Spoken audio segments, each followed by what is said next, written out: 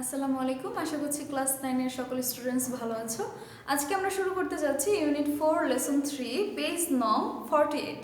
তোমরা খুব তাড়াতাড়ি তোমাদের বইটি সামনে নিয়ে নাও। প্রথমে আমি শব্দার্থগুলো দেখিয়ে দিচ্ছি।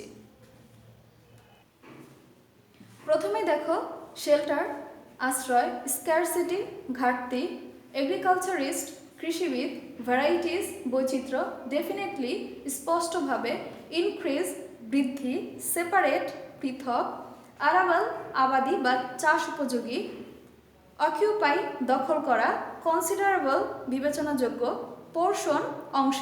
এরপর আমরা ডিরেক্ট টেক্সটে চলে যাব। দেখো আজকে আমাদের লেসনটা কি নিয়ে? Our food and shelter. এখানে তোমরা যদি ছবি দুটো দেখতে পাও, দেখবে নদীর নৌকার মধ্য করে কি অনেকে বাসা বাড়ির মতো বানিয়ে এখানে থাকছেন, অনেকে আবার কি গাছের ওপরে বাড়ি বানিয়ে থাকছেন। তো আমরা আমাদের কিভাবে খাদ্যের দিক থেকে, বাসস্থানের দিক থেকে ঘাটতিতে রয়েছে এবং ভবিষ্যতে পেতে পারি সেটা নিয়ে কিন্তু এখানে আলোচনা করেছে। আচ্ছা, এরপরে দেখো ওই ক্লাস টিচার স্টুডেন্টদের কি বললো, the class comes up with different problems. ক্লাসে সবার মধ্যেই সবারই বিভিন্ন সমস্যার কথা মনে পড়লো।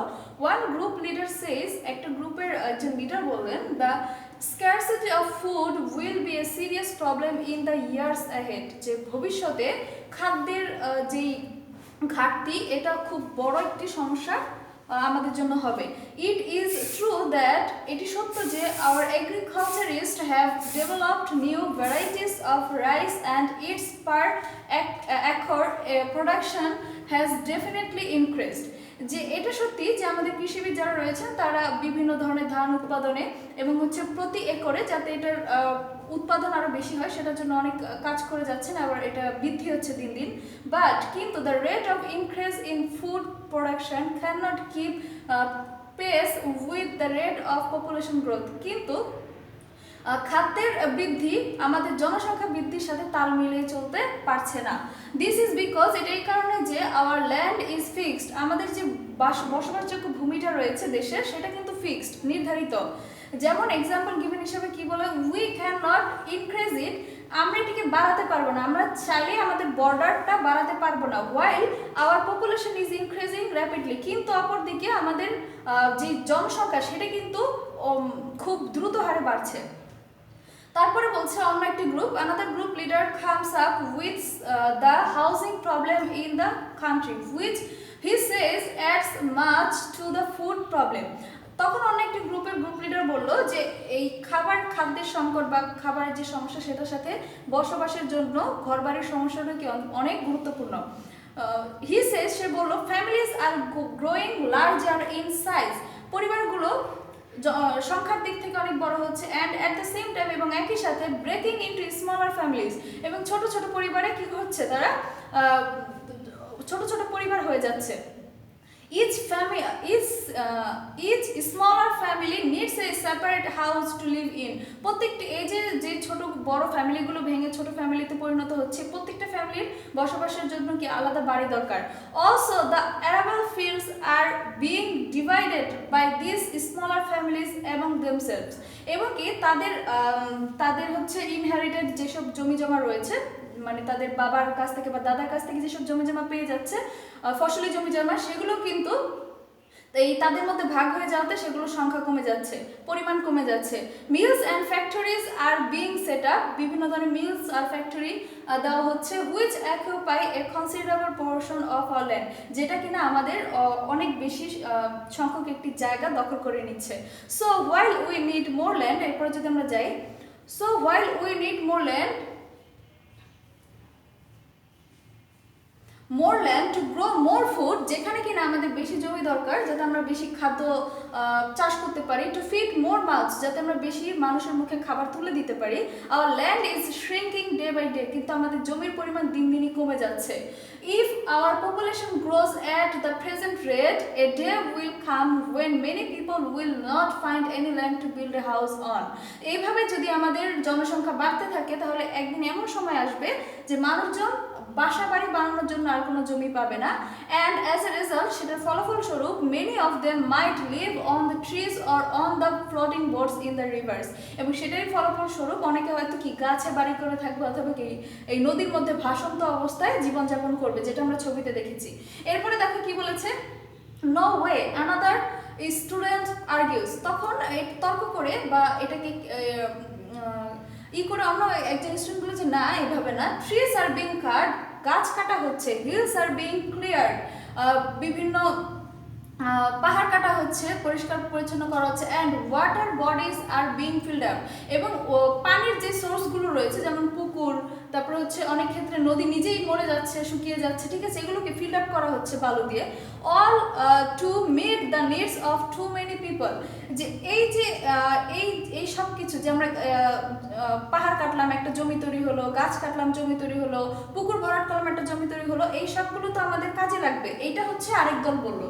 তখন বললো thank you students, miss Chowdhury says you are quite right, হ্যাঁ তোমরা অনেক ঠিক বলেছো, let me tell you about this village where I was born and brought up, এবং আমি এখন তোমাদেরকে এরকম একটি গ্রামের কথা বলছি যেখানে আমি জন্মগ্রহণ করেছি এবং বড় হয়েছি। Things are not like this in the past, আগে সব কিছু এখনকার মতো ছিল না। I remember I was a child, আমার মনে আছে আমি তখন ছোট ছিলাম। The village was so beautiful, গ্রামটা অনেক সুন্দর ছিল। The green paddy fields and yellow mustard fields seemed to be unending, সবুজ ধানের ক্ষেত আর হচ্ছে কি হলুদ সরিষার ক্ষেত দেখলে মনে হতো যে এটা হয়তো কোনো শেষ নেই, মানে দেখলে মনে হতো যে এইটা হয়তো অনেক দূর চলে গিয়েছে। They use to wave and dance in the breeze, যখন বাতাস বইতো এগুলো কি নড়াচড়া করতো গাছগুলো, এবং দেখে মনে হতো যে তারা বাতাসের সাথে নাচছে, নৃত্য করছে।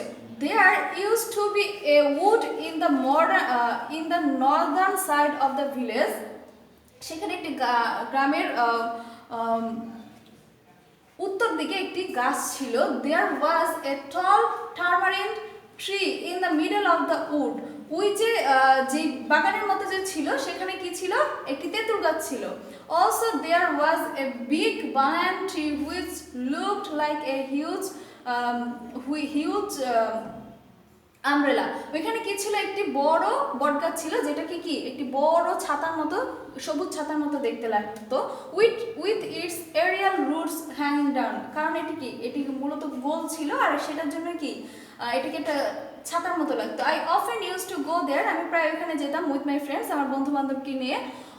We would often have picnic there, আমরা প্রায় টাইম ওখানে পিকনিক করতাম, বনভোজন করতাম। While the boys would climb the tamarind tree, তখন কি করতো ছেলেরা ওই তেঁতুল গাছে উঠতো, অ্যান্ড পিক সাম টারমারিনস, এবং কিছু তেঁতুল পারতো। I and my best friend Rima use to swing from the hanging roots, আমরা কি করতাম ওই হ্যাঙ্গিং রুটস মানে যেই শাখাগুলো একটু নিচে ঝুলে রয়েছে ওগুলোতে কি করতাম, ঝুলে থাকতাম অনেক সময়। বাট নাও, কিন্তু এখন লুক দেখো, দ্য উড ইজ গন, সেই ছোট যেই বাগানটার মতো ছিল সেটা কিন্তু চলে গিয়েছে। The beauty of the crop fields is spoiled by the unplanned house built here and there, এই ফসলি জমির যে সৌন্দর্য সেটা নষ্ট হয়েছে, যে অনির্ধারিত বা হচ্ছে প্ল্যান না করে পূর্ব পরিকল্পনা ছাড়া যে বাড়িঘর করা হচ্ছে এগুলোর কারণে কি ফসলি জমির সৌন্দর্য নষ্ট হচ্ছে। এরপরে যদি আমরা মাল্টিপল চয়েসে চাই, দেখো ফার্স্টে কি বলেছে, the rate of increase in food production can not keep pace with the rate of population growth, এটা তারা কি বুঝিয়েছে, ঠিক আছে। The sentence means that the food production is less than what is needed, যতটুকু প্রয়োজন তার চেয়ে কি কম। আচ্ছা, how can our housing problem add to our food problem, কিভাবে আমাদের এই বাসাবাড়ির যে সমস্যা, আশ্রয়ের যে সমস্যা সেটা আমাদের খাদ্য সমস্যার সাথে যুক্ত। দেখো